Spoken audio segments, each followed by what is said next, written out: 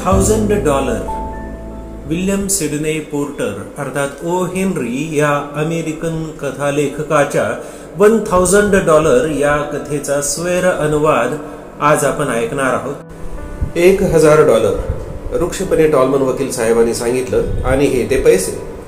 फारच अडनिडी रक्कम वाटते नाही। तरुण गिलियन संभाषणामध्ये थोडा खेळकरपणा आणायचा प्रयत्न करीत होता।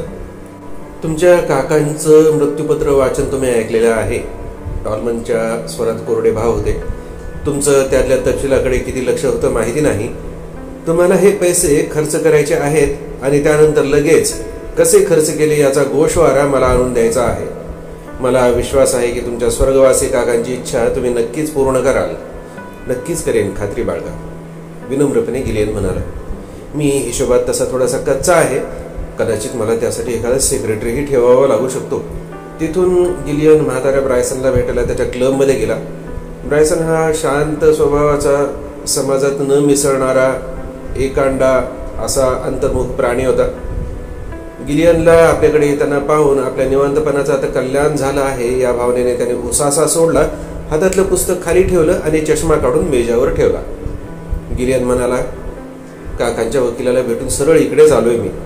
काकांनी माझ्यासाठी मृत्यूपत्रात $1,000 ठेवलेले आहेत। आता एवढ्याशा पैशाचं एखादा माणूस करणार तरी काय? ब्रायसनने चर्चेत फारसा काही रस दाखवला नाही।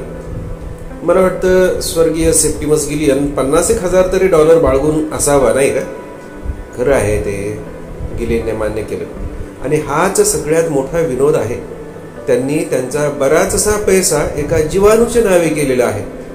म्हणजे त्यातला एक भाग जो व्यक्ती तो जीवाणू शोधेल त्याला मिळेल आणि उरलेला भाग त्या जीवाणूमुळे होणारे आजार ठीक करण्यासाठी जे हॉस्पिटल उभारावं लागेल त्यासाठी राखून ठेवलेला आहे।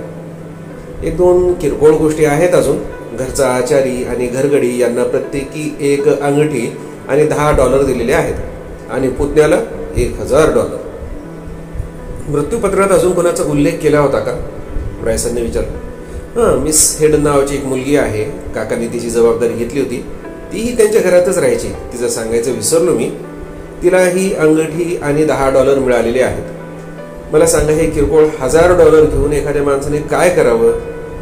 ब्रायसनने शांतपणे चष्मा साफ केला आणि मिश्किल हसत म्हणाला, मुला, बऱ्याच चांगल्या गोष्टी $1,000 खर्च करून करता येतील, पण तू काय कर, मिस लोटा लॉरियरसाठी एक हिऱ्याचा हार घेऊन दे बरं या पैशातून, आणि छानपैकी इडावाला जाऊन फार्म हाऊसवर आराम कर, मज्जा कर।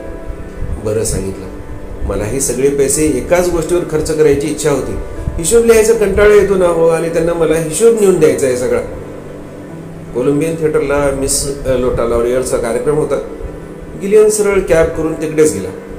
त्याने तिला ऑफर दिली की मी तुला $1,000 हिऱ्याचं पेंडंट देतोय, पण तिने काही त्याच्यामध्ये फारसा रस दाखवला नाही।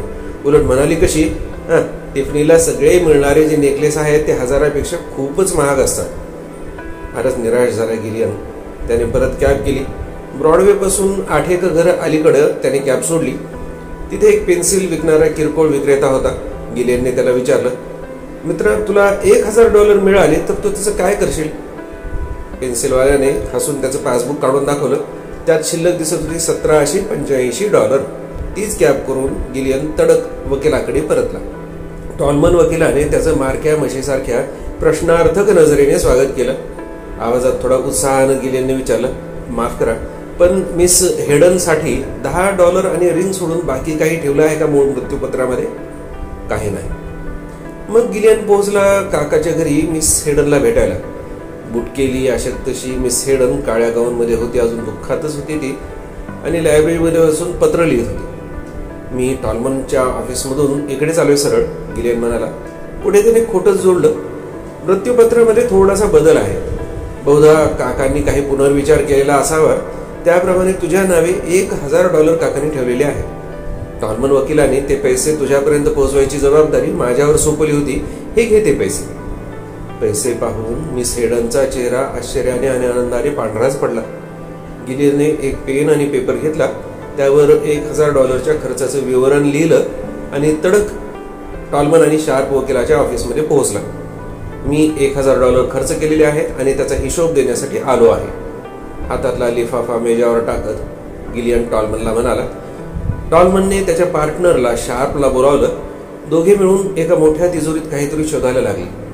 एक मोठा लिफाफा घेऊन टॉलमन परतला. तुमच्या काकाच्या मृत्यूपत्रात एक गुप्त कलम होतं, टॉलमन म्हणाला. जर तुम्ही $1000 समजदारीने चांगल्या कामासाठी आणि निस्वार्थपणे खर्चले तर तुम्हाला $50,000 बॉन्ड द्यावेत.